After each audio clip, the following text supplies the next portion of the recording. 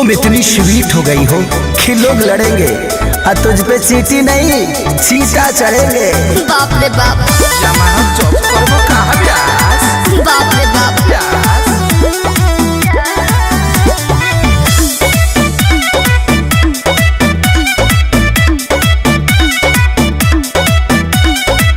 काहे खातिर सुनर बनले भगवान जी, शरणो छटिया देवे परान जी।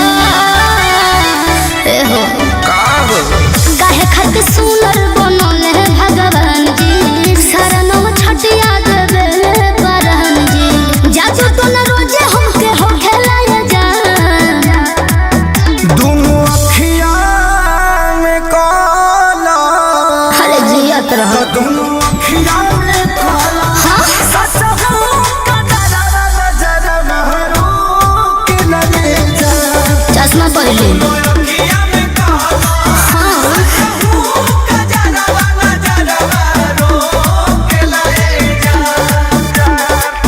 धागा के तनो हम गोड़ावा हमें बांधी। मोहब्बत के यादी अरे बहे द मौसम हो।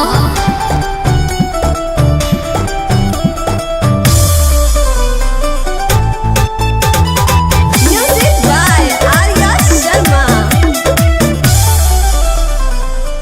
कौन बोल बोले ए जा फुआवन के टोले ए जान कहीं आइल गइल छोड़ के हम घर रही का।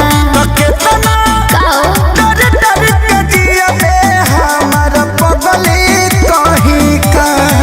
रहिया चले दोनों गोटो के लाया जान, दोनों अखियां में काला। तो दोनों अखियां में काला।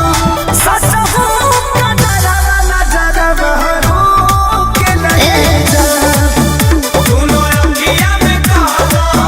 सच का डरा नजर महरू के लगे जा। जिया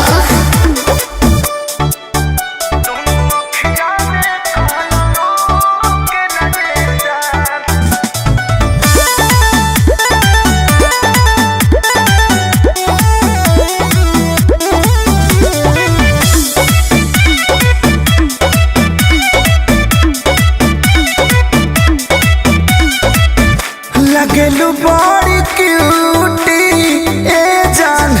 जुलुम कैलस ब्यूटी ए जान, गजरा गजरा नहीं लागल होठल लिए बात जान।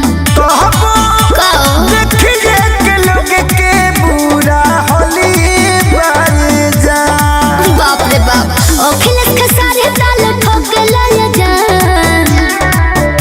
दोनों अखियां में काला। हाँ, दोनों अखियां में काला।